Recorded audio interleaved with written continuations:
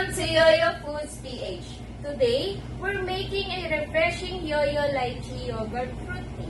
Perfect for customers who love a fruity drink with a creamy yogurt twist.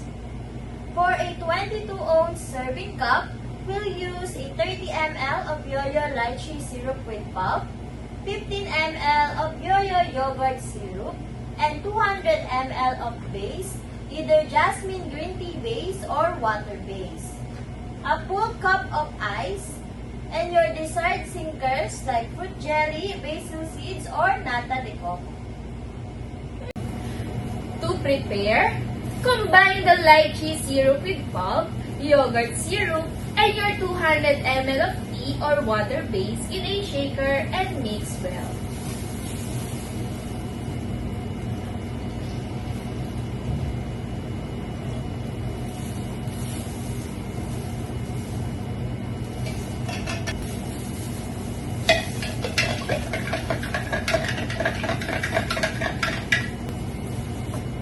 After mixing, add a full cup of ice, cover it, and shake well.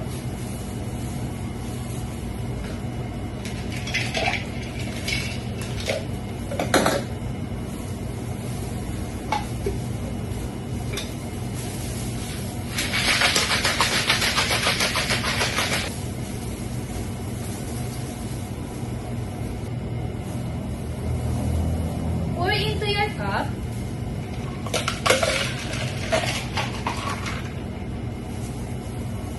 Add your sinkers.